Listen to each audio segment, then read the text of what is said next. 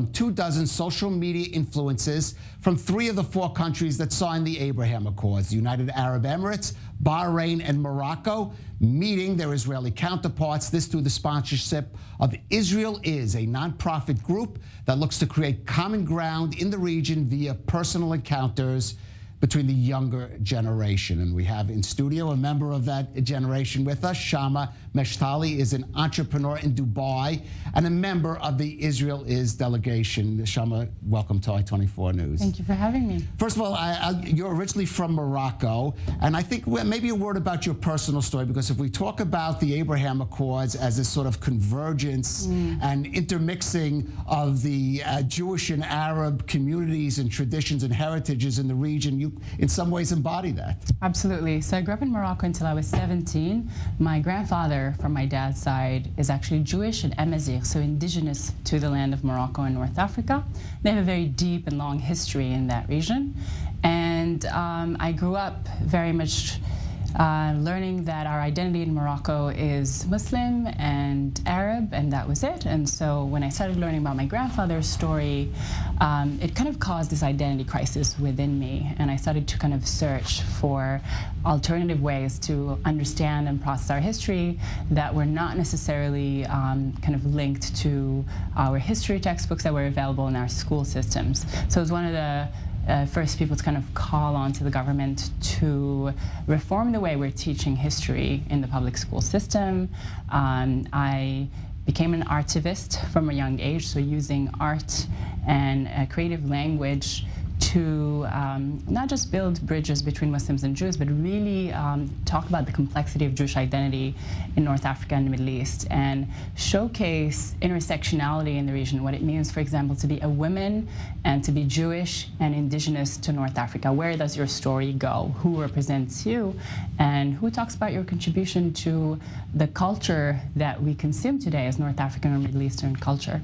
Right. It's in many ways very symbolic of Morocco itself, of all, I think, the Arab countries in the region, where there's this commingling of both Jewish and Muslim Arabic traditions. Absolutely. So we've had a very long history of shared heritage and shared culture, and really cultures and civilizations that not only existed because of diversity and openness to different religious communities coming together, but thrived because of that. We can talk about Andalusia, for example, on the concept of convivencia.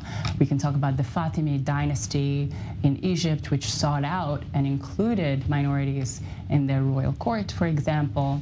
And unfortunately, over the last 73+ years, we haven't been really doing a good job of representing our actual history. And part of that is due to colonialism and sort of the post-colonial and Arab national identities and ideologies that were shaping the region, but also Islamist movements that have been also shaping public consciousness in the region and really not leaving room for complexity and for the acceptance of the other. So there are different forces, some from within the region and some external forces that are kind of contributing to this rupture between the Muslim world and the Jewish world. Right, and hopefully the Abraham Accords will help start healing that rupture. Now, you mentioned you're a visual artist, and I saw from looking at Instagram that includes some jewelry, and I'm going to assume that necklace is a piece and showing this the way you use your heritage. Absolutely. In trying to create. So one of my collections from the company based in Dubai, Moors and Saints, is inspired by Cairo. It's called the Cairo Collection, and it's inspired by the Al-Azhar Mosque, so one of the holiest sites of Islam, that was built by the Fatimid dynasty, who was a Shia dynasty ruling over a Sunni majority area, and so they had to mindfully, intentionally include Coptic Christian communities and Jewish communities into sort of big responsibilities of the state, so whether that's in finance, in the royal courts, in architecture. So you can see the influence of these communities on some of the most sacred spaces of Islam. So for example, this star, I was inspired by this very specific and really edgy interpretation of the Star of David that you find in the courtyard of the Al-Azhar Mosque and University, and the bracelets are actually inspired by the crenellations that sit on top of the mosque, and they're covered in Stars of David. So I like to kind of bring out this complexity through visual means so that people know that this history is not just abstract. Right. It's not just words, it's visible, it's tangible. It's only a matter of really kind of opening up, looking up, noticing the architecture around you, and digging through history maybe from not from sources that are not really synonymous or symbolic of those ideologies that have been shaping the region. Well, Shama, given your background and your work, I could see why you were naturally chosen for this delegation that Israel is of bringing young people to Israel from the Abraham Accords countries. Talk to us about what you're experiencing on this trip to Israel, both what you're seeing here in Israel and on the personal encounters, both with Israelis and people like yourself that maybe you're meeting from some of the other countries in the region. So I saw tremendous amounts of resilience in the Israeli community that I just didn't really understand before coming here. I also saw both a complexity within the Israeli culture, which I had been exposed to, the complexity of Mizrahi and Sephardic heritage and communities that's not necessarily well represented in the West or even within Israel. And I've navigated very American kind of Jewish and European Jewish communities, and I've been trying through my work, whether visual or jewelry work, to kind of expose and showcase that complexity of within the Jewish nation, right, within the Jewish story. Because I think it's much easier to build bridges if you can find commonalities. And we have them. We have so many examples of tolerance and coexistence that we can find throughout the history of the MENA region. So it's just a matter of kind of crafting stories that showcase the vision for a new Middle East, right, that can kind of find inspiration in our past to propel us forward as a culture, as a civilization. We can see this with the Abrahamic Accords.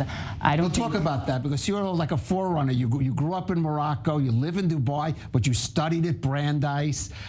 So you were a little ahead of the curve there, but what do you see now on your contemporaries there, for example, in Dubai, the people who are no more in Morocco, in the wake of the Abraham Accords? I think the UAE is very conscious of what makes a civilization strong. It's not oil or gas, it's people, it's human capital, and they're welcoming communities from all over the world to come and contribute to innovation and to culture. And part of that agenda is to open up to Israel and to Jewish people from the West as well, and to create a safe enough environment to attract smart people and creative people.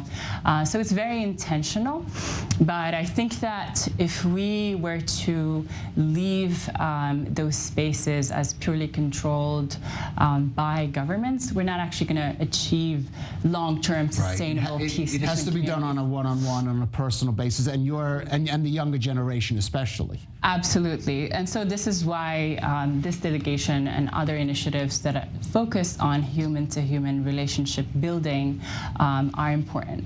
And it takes a lot of time, and it's painful, because we've had a long, not very long, but a somewhat long history of separation and rupture and divisiveness and misinformation, terrible misinformation on both parts.